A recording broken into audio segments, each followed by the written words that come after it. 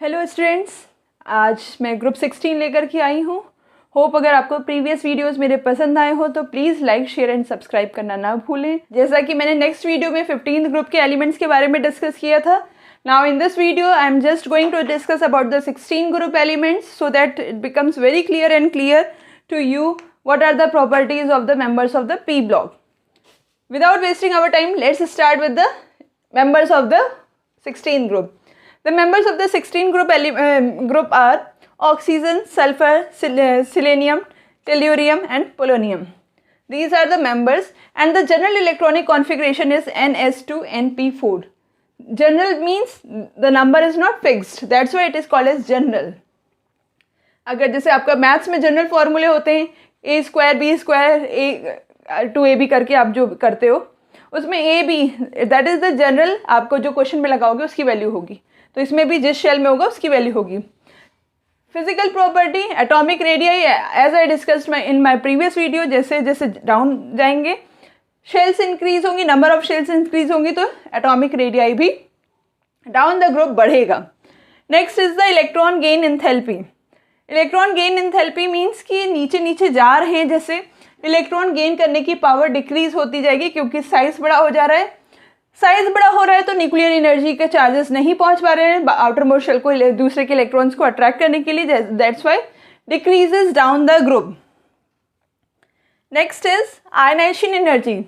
Ionization energy means कि electron निकालने में जितनी एनर्जी लग रही है, क्योंकि नीचे साइज बढ़ता है, जब साइज बढ़ेगा तो इलेक्ट्रॉन ईजिली निकल जाएंगे, मीन्स बहुत कम एनर्जी चाहिए होगी, आयनाइजेशन एनर्जी भी डिक्रीज होगी। इलेक्ट्रोनेगेटिविटी डाउन द ग्रुप जाने पे शेयर्ड पेयर ऑफ इलेक्ट्रॉन वो खींचने की पावर को इलेक्ट्रोनेगेटिविटी कहते हैं। डाउन द ग्रुप वो भी आपकी डिक्रीज होती है। Next topic is chemical property.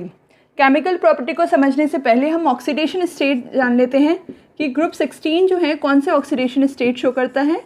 Oxidation state को ऑक्सीडेशन नंबर भी हम कहते हैं। ये -2, +2, +4 एंड +6 ऑक्सीडेशन स्टेट शो करता है। किस तरह से? फॉर एग्जांपल सल्फर का ले लेते हैं। सल्फर इसलिए ले रही हूँ क्योंकि इसमें डी ऑर्बिटल्स है, वो एक्सपेंड कर सकता है। सल्फर में 3s2 and 3p4, 1 2 3 4, 3p4। These two electrons are responsible for the -2 and +2 oxidation state। अगर ये जंप करके हायर में चला जाएगा, डी ऑर्बिटल्स में चला जाएगा, then 4 electrons are responsible for the +4 oxidation state. अगर ये भी जंप करके हायर में चला, then 6 electrons are responsible for the +6 oxidation state. Higher oxidation states वाले जो कंपाउंड्स होंगे वो जनरली आपके कोवेलेंट कैरेक्टर के होंगे। Next topic is reaction with hydrogen. Hydrogen से रिएक्ट करेगा तो इसके कंपाउंड्स को हम हाइड्राइड्स कहेंगे।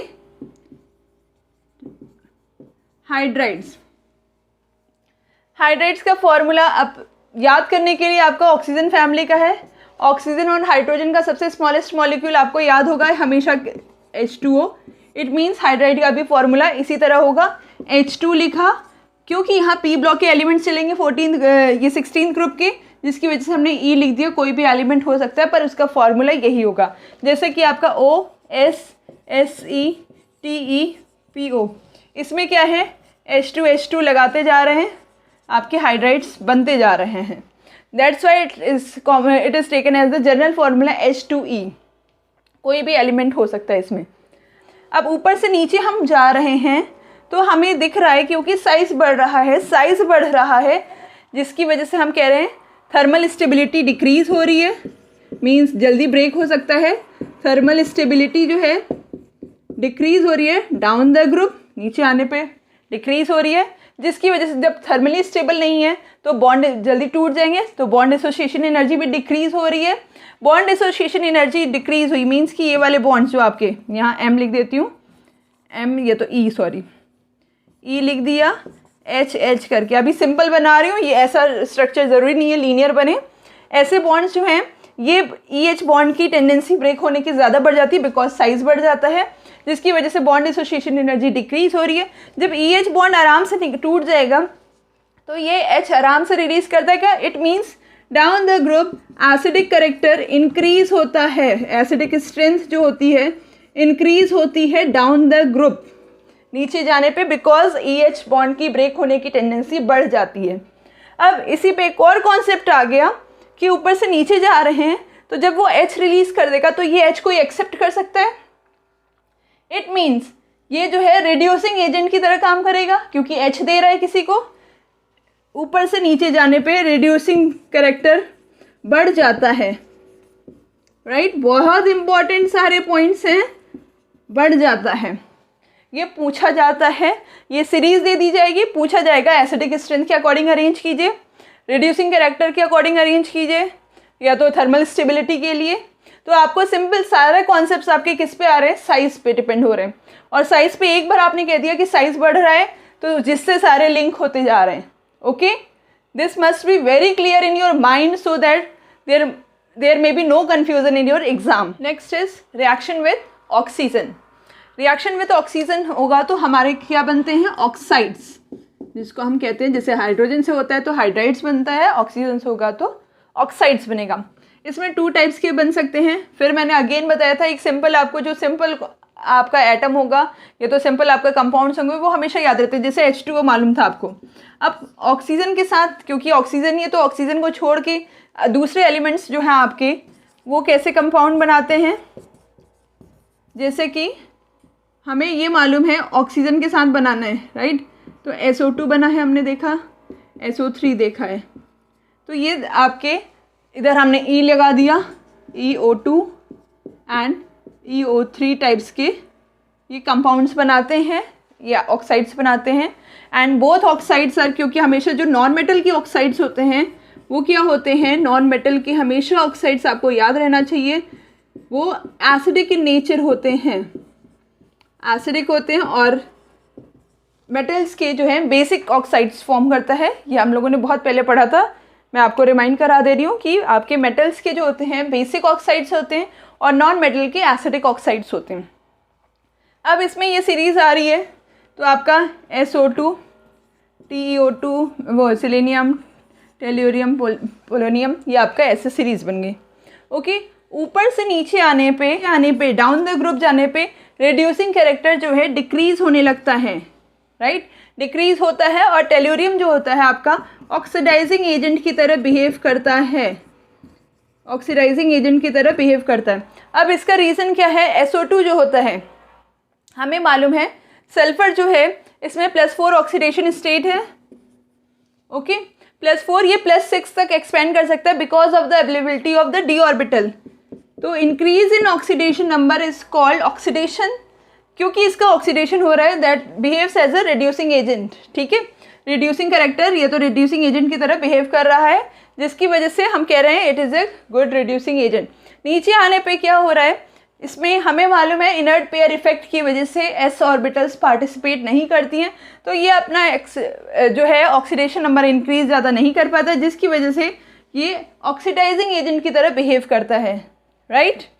ये कॉन्सेप्ट आप दूसरी तरह से भी याद कर सकते हो, समझ सकते हो। SO2 है, SO3 में कन्वर्ट होता है, इट मीन्स एक ऑक्सीजन का ऐड होना, ऑक्सीडेशन हो रहा है, जिसकी वजह से ये रिड्यूसिंग कैरेक्टर, ये तो रिड्यूसिंग एजेंट की तरह है। नीचे आने पे क्योंकि s ऑर्बिटल पार्टिसिपेट नहीं करती है और वो ऑक्सीडाइजिंग एजेंट की तरह बिहेव करने लगता है, तो आपका टेल्यूरियम ऑक्साइड जो है ऑक्सीडाइजिंग एजेंट की तरह बिहेव कर रहा है। रिएक्शन विथ हेलोजन, हेलोजन के साथ रिएक्ट होगा तो ये हैलाइड्स बनाएगा। हैलाइड्स में आपका फिर से मैं OSS सीरीज़ लिख दिया, क्योंकि मैंने पहले ही बताया था आपको ऑक्सीडेशन नंबर +2 होता है, +4 होता है एंड इसका +6 होता है ऑक्सीडेशन नंबर, जिसकी वजह से ये इतने टाइप्स के हैलाइड्स बना सकता है, जैसे कि EX, क्योंकि आपके हैलाइड्स में भी आपका होता है क्लोरोफ्लोरोब्रोमोआइडो, जिसकी वजह से मैंने यहाँ X2 लिख दिया है, EX4, EX6। EX6 क्योंकि बहुत ज़्यादा मॉलिक्यूल एटम्स उसको घेर रहे हैं, ऑक्यूपाइड कर रहे हैं सराउंडिंग को, जिसकी वजह से सबसे छोटा जो आपका फ्लोरीन है वही सिर्फ जो है आपका हेक्सा फ्लोराइड्स बनाता है, सिर्फ हेक्सा फ्लोराइड्स ही बनते हैं और किसी के हेक्सा कंपाउंड्स नहीं बनते because of the large size, उतना इफेक्टिव आपकी ओवरलैपिंग नहीं होती है। नेक्स्ट क्या है, सल्फर जो है हेक्साफ्लोराइड्स बनाता है जो कि स्ट्रिक्टली आपका इनर्ट होता है। स्ट्रिक्टली इनर्ट मीन्स एस का स्ट्रक्चर बनाया, ऑक्टाहेड्रल बनता है इस तरह का। अगर हमने इस तरह बना लिया तो ये क्योंकि सब जगह से घिरा हुआ है, जिसकी वजह से कोई भी इस पर अटैक नहीं कर पाता है, जिसकी वजह से ये बहुत इनर्ट बिहेवियर शो करता है, स्टेबल रहता है। नेक्स्ट है आपका EX4 वाला। EX4 में आपका SF4 कर लेते हैं। और रिएक्टिविटी सीरीज़ में भी फ्लोरीन सबसे ज़्यादा रिएक्टिव होता है हैलाइड्स बनाने में, फिर क्लोरो, फिर ब्रोमो एंड आइडो। क्योंकि साइज़ का जैसे जैसे बढ़ता जाता है दोनों में बॉन्डिंग होना थोड़ा आपका साइज़ बढ़ने की वजह से डिफ़िकल्ट हो जाता है, तो सबसे ज़्यादा जो छोटा होता है इफेक्टिव पैकिंग कर सकते, इफेक्टिव ओवरलैपिंग कर लेते हैं। तो SF4 हो गया। SF4 का हाइब्रिडेशन क्या होता है, sp3d होता है। अगर आपको इसका हाइब्रिडेशन निकालना सीखना हो तो प्लीज़ कमेंट बॉक्स में लिखिए, सो दैट मैं एक नई वीडियो बनाऊँ हाइब्रिडेशन पे, बिकॉज ये तो चुटकियों का खेल है, बहुत आसान है हाइब्रिडेशन निकालना। एंड होप मैं बहुत अच्छे से समझाऊंगी भी आपको। प्लीज़ कमेंट बॉक्स में लिखना ना भूलें कि मैम इस पर मुझे एक्सप्लेन कर दीजिए हाइब्रिडेशन। SF4 इसका ये होता है। अब इसमें क्या हुआ, 5 हुआ ट्राइगोनल बायपिरामिडल शेप। यहाँ S हमने लिख दिया, F कर दिया, F कर दिया, F कर दिया, F कर दिया। जो आपके लोन पेयर्स होते हैं वो दूसरे से काफ़ी दूर रहते हैं ताकि इलेक्ट्रॉन पेयर और बॉन्ड पेयर में रिपल्शन कम हो, जिसकी वजह से ये स्ट्रक्चर बनता है। दिस इज कॉल्ड सीसॉ, झूले टाइप का, जैसे आपका झूला है, यहाँ बैठते हैं ऐसे करके है, ऐसे समझ सकते हो, सीसॉ करते हो यहाँ इस तरह से। तो सीसॉ ये एग्ज़ाम में बहुत आता है कि SF4 का स्ट्रक्चर क्या होता है, दैट इज़ सीसॉ। अगर ज्योमेट्री पूछी जाएगी sp3d मीन्स ट्राइगोनल बायपिरामिडल, क्योंकि एक इलेक्ट्रॉन पेयर यहाँ नहीं है, मिसिंग है, जिसकी वजह से सीसॉ हो जाता है डिस्टॉर्टेड ट्राइगोनल बायपिरामिडल, जिसको हम कहते हैं सीसॉ। ट्राइगोनल बायपिरामिडल शेप हो जाता है। Okay, next topic is dioxygen. Dioxygen का फॉर्मूला होता है आपका O2। इसकी फर्स्ट प्रिपरेशन देखते हैं। पर ये आपका क्लोरेट्स जो होते हैं उसको हीट करने पर बनता है। क्लोरेट्स को हीट करने पे, जैसे कि KClO3 potassium chlorate, KCl plus oxygen, आपका ऑक्सीजन, ये फॉर्म हो गया। दूसरा के मेथड क्या है आपका, अगर आपका मेटल ऑक्साइड जो होते हैं उसको हीट करेंगे हम, मेटल ऑक्साइड को, इसमें मैग्नीशियम ऑक्साइड भी आपका कैटलिस्ट होता है, कि Al2O ले लिया, इसको हमने हीट किया अगर, तो क्या बनेगा, metal plus O2। Third method है जो आपका हाइड्रोजन पेरोक्साइड, H2O2 को हमने ब्रेक किया तो ये H2O प्लस O2 रिलीज़ कर देगा और कैटलिस्ट MnO2। इस तरह से 3 मेथड्स हैं प्रिपरेशन ऑफ डाइऑक्सीजन के लिए। और इसमें एक इम्पॉर्टेंट क्वेश्चन आता है कि ये O2, हमें मालूम है ऑक्सीजन में 8 इलेक्ट्रॉन्स होते हैं, क्योंकि O2 है तो 8 8 16 कर दिया। क्वेश्चन बनता है कि ऑक्सीजन में, डाइऑक्सीजन जो है, having even number of electron but it is still paramagnetic, why, right. बहुत इंपॉर्टेंट क्वेश्चन है। As we know paramagnetic means कि हैविंग अनपेयर्ड इलेक्ट्रॉन्स। तो इसमें कह रहे हैं कि अगर इवन नंबर है, ऑड भी नहीं दिख रहा आपको, इवन नंबर है, still it is paramagnetic, Y.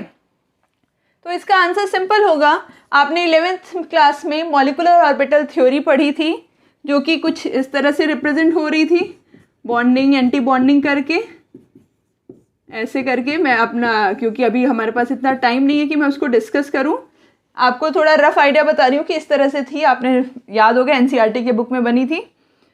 Molecular orbital theory में जब हम इलेक्ट्रॉन्स फिल करते हैं तो यहाँ जा कर के जब आपका एंटी बॉन्डिंग पाई ऑर्बिटल्स में जब इलेक्ट्रॉन्स फिल करते हैं तो वो इस तरह से कुछ होता है, इस तरह से फिलिंग होती है, जिसकी वजह से वहाँ जो है पेयरिंग नहीं हो पाती है, जिसकी वजह से ये पैरामैग्नेटिक बिहेवियर शो करता है।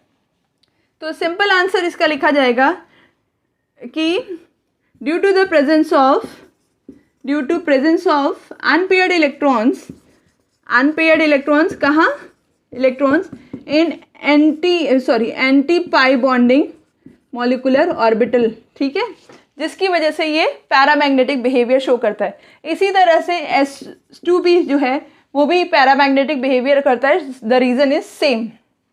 Next is simple oxides. Simple oxides में सिंपल में बताना चाहती हूँ, जैसे कि SO2 हो गया, CaO+H2 करके आपका COH ट्वाइस हो गया, या तो आपका Al2O3 हो गया। कोई भी आपके ये ऑक्साइड्स हैं, जैसे ये नॉन मेटल है, नॉन मेटल के ऑक्साइड्स एसिडिक नेचर के होते हैं, मेटल के ऑक्साइड्स जो होंगे आपके बेसिक नेचर के होंगे, and this is amphoteric nature. बहुत पूछा जाता है कि एम्फोटेरिक क्या है। एम्फोटेरिक जो कि एसिडिक एंड बेसिक नेचर दोनों शो करता है, ये एसिड के साथ भी रिएक्ट कर लेगा बेस नेचर शो करके, ये बेस से रिएक्ट कर लेगा एसिड नेचर शो करके, that is called amphoteric. Okay, next topic is ozone, जो कि आपका ओजोन में ऑक्सीजन जो है वही आपका O3 में कन्वर्ट हो रहा है, and that reaction is endothermic in nature. Endothermic means कि एनर्जी इसमें लगा रहे हैं। तो ड्यूरिंग दिस रिएक्शन हमें क्या करते हैं कि इलेक्ट्रिकल डिस्चार्ज की ज़रूरत पड़ती है, सो दैट ये डिसइंटीग्रेट ना हो और आपका बना रहे। नेक्स्ट टॉपिक, और इसमें एक क्वेश्चन आता है इसकी ऑक्सीडाइजिंग एजेंट है कि reducing agent. This is oxidising agent, concept फिर बता रही हूँ। ऑक्सीडाइजिंग एजेंट मीन्स इसका रिडक्शन होना है। रिडक्शन क्या होगा, जब ये ऑक्सीजन निकाल देगा, क्योंकि ये आपकी स्टेबल स्टेट एंडोथर्मिक है, ये तो प्रेफर करेगा O2 में कन्वर्ट होना, that is why it is oxidising agent. Okay, next topic is allotropes of sulphur. Allotropes of sulphur, दो टाइप्स के एलोट्रॉप्स होते हैं इसके, रोम्बिक एंड मोनोक्लिनिक। रोम्बिक को अल्फा सल्फर भी कहते हैं, मोनोक्लिनिक को बीटा सल्फर कहते हैं। ये जो होता है 369 केल्विन के नीचे रहता है, मींस बिलो मिलता है, और ये 369 केल्विन के अबव मिलता है। जैसे ही 369 डिग्री होगा उसके ऊपर मोनोक्लिनिक फॉर्म मिलने लग जाएगी, उससे बिलो वाले में ये फॉर्म मिलेगी। एक ये टेम्परेचर जो 369 इस पे दोनों स्टेट एग्जिस्ट करती हैं, that is called transition temperature. Transition temperature दोनों फॉर्म एग्जिस्ट करती हैं। मोनोक्लिनिक में कभी कभार पूछ लिया जाता है किस शेप का होता है, ये निडल शेप का होता है, इसके क्रिस्टल्स निडल शेप के होते हैं। और अधिकतर क्वेश्चन पूछा जाता है which allotrope of sulphur is stable at room temperature, ये तो फॉर्म, तो अधिकतर आपका रोम्बिक होता है इसमें, क्योंकि ये 369 केल्विन के नीचे पाया जाता है। तो ये आपका रूम टेम्परेचर पे होता है, एंड दैट इज जो है अबव रूम टेम्परेचर मिलता है। नेक्स्ट टॉपिक इज, ये तो एक इम्पॉर्टेंट जानकारी है आपकी, कि जो सल्फर है वो S8 फॉर्म में, ये तो आपके यही रोम्बिक और मोनोक्लिनिक जो रहते हैं उनका स्ट्रक्चर क्या होता है, पकड़ रिंग करके कहते हैं। पकड़ रिंग मीन्स की बंधी हुई रिंग है आपकी, W शेप की, 1 sulphur, 2 sulphur, 3 sulphur, 4 sulphur, 5 sulphur, 6 sulphur, 7 sulphur, 8 sulphur, S8 के फॉर्म में होता है, एंड पकड़ रिंग होती है। Next topic is oxo acids of sulphur. Oxo acids of sulphur में अधिकतर स्ट्रक्चर्स पूछे जाते हैं, और इस समय टर्म 1 में सिर्फ स्ट्रक्चर्स आने का पॉसिबिलिटी है, क्योंकि उसमें डिडक्शन जो किया है सिलेबस में तो सिर्फ स्ट्रक्चर्स बोला है। H2SO3, इसके ट्रिक है कैसे बनाते हैं स्ट्रक्चर्स, क्योंकि इसमें आप हाइब्रिडेशन निकालने नहीं बैठते हो। H2SO3 जिसको हम सल्फ्यूरस एसिड कहते हैं, सेंटर में सल्फर लिखा, कुछ इस तरह का आपका स्ट्रक्चर बनना है, ठीक है, रॉ स्ट्रक्चर माइंड में। H2SO3, अब SO3 3 है, कर दिया हमने, O राइट, 2 H हैं, एक जगह H लगा दिया, एक जगह H लगा दिया। अब ये स्ट्रक्चर कंप्लीट है, इसको डबल बॉन्ड कर दिया, यहाँ एक लोन पेयर कर दिया, that is the structure of sulphurous acid H2SO3 का। इससे अगर आपको क्लियर ना हो रहा हो तो नेक्स्ट वाले से आपको और क्लियर होगा, क्योंकि इसके कई ऑक्सो एसिड्स हैं। H2SO4 जो आपने हमेशा पढ़ा होगा, सल्फ्यूरिक एसिड, सल्फ्यूरिक एसिड में आपने सेंटर में S लिखा क्योंकि यहाँ 4 हैं। अब जो आपका नॉर्मल होगा 4 ऑक्सीजन आपने लगा दिया। हाइड्रोजन्स 2 हैं तो 2 जगह आपने हाइड्रोजन्स लगा दिया। रेस्ट 2 के अलावा जो भी आपकी बची डबल बॉन्ड लगा दिया, कैसे बना, डबल बॉन्ड बना दिया। Okay, that is the structure of sulphuric acid. Next structure is peroxo disulphuric acid. जैसे कि मैंने बताया 2 सल्फर्स हैं तो 2 सल्फर आपने लिख लिया। 8 ऑक्सीजन है तो 4 इधर 4 इधर, 1 2 3 4, 1 2 3 4 oxygen oxygen oxygen oxygen, 4 oxygen आपने लगा दिए। पर बोला है तो ऑक्सीजन ऑक्सीजन में बॉन्डिंग है ऐसे करके, और 2 हाइड्रोजन्स हैं, एक यहाँ लगा दिए, इक्वली डिवाइड होना। अब रेस्ट में आप डबल बॉन्ड्स लगा दीजिए। That is the structure of peroxodisulphuric acid. Next is the pyrosulphuric acid, जिसका फॉर्मूला है H2S2O7, जिसको हम ओलियम भी कहते हैं। ओलियम नाम से और फॉर्मूला दोनों याद करना है, बिकॉज ये अभी सल्फ्यूरिक एसिड के फॉर्मेशन में ये कंपाउंड बनेगा ओलियम, जिसका आपको याद होना चाहिए फॉर्मूला। इसमें भी क्या है, 2 S है, सल्फर सल्फर लिखा, 7 है तो मीन्स 3 इधर होंगे 3 उधर होंगे, आपके 3 इधर हो गए और 3 इधर हो गए। ओके, और एक जो है बीच में शेयरिंग होगी बिकॉज 7 है। ठीक है, अब ऑक्सीजन लगा दिया जाएगा, एक हाइड्रोजन के साथ है, एक हाइड्रोजन के साथ यहाँ आ गया। अब रेस्ट में डबल बॉन्ड लगा दीजिए। That is the structure of oleum या pyrosulphuric acid. Next topic is sulphuric acid, जो कि कॉन्टैक्ट प्रोसेस से बनता है। कॉन्टैक्ट प्रोसेस से बनता है, इसके 3 स्टेप्स हैं, 3-4 स्टेप्स, और जो डायग्राम होगा वो आपकी बुक में बना हुआ है, देख लीजिएगा NCERT की बुक में। फर्स्ट स्टेप है सल्फाइड ओर्स जो होते हैं उनको हम हीट करते हैं, जिसकी वजह से वो कन्वर्ट होते हैं सल्फाइड ओर्स। सल्फाइड ओर को हम अगर ऑक्सीजन में हीट करते हैं तो ये SO2 बनाते हैं। अब ये SO2 जो है सेकेंड प्रोसेस में SO2 ऑक्सीजन से रिएक्ट करके in the presence of catalyst, catalyst का नाम अधिकतर पूछ लिया जाता है, वेनेडियम ऑक्साइड जो होता है कॉन्टैक्ट प्रोसेस में यूज़ होता है। ये इससे रिएक्ट होकर के converts into the SO3 sulphur trioxide में। Third step is sulphur trioxide जो है थोड़ा सा आपका कॉन्सेंट्रेटेड H2SO4 लगता है, इसमें थोड़ा सा H2SO4 मिलेगा तो H2S2O7 जो कि मैंने बोला था ओलियम, ओलियम फॉर्म होता है। नेक्स्ट स्टेप इज H2S2O7 जो है वाटर के साथ रिएक्ट करता है और बनाता है सल्फ्यूरिक एसिड। सल्फ्यूरिक एसिड अब बन गया। इसमें क्या होता है, होल प्रोसेस में आपका 700 केल्विन टेम्परेचर होता है एंड 2 बार जो होता है आपका प्रेशर मेंटेन रहता है। और ये जो है काफ़ी एक्सोथर्मिक रिएक्शन होती है, एक्सोथर्मिक, जिसकी वजह एक्सोथर्मिक होती है एंड रिवर्सिबल होती है, जिसकी वजह से ये इसका low temperature and high pressure is the favourable condition, high pressure is the favourable condition for maintaining the reaction. Video आपको पसंद आया होगा तो please like share and subscribe करना ना भूलें, जिससे मुझे थोड़ी हिम्मत मिलती है, मोटिवेशन मिलता है न्यू वीडियोस बनाने के लिए। और जो भी ट्रिक्स होते हैं मेरे पास वो मैं आपसे शेयर करना पसंद करती हूँ। तो please don't forget to share and subscribe.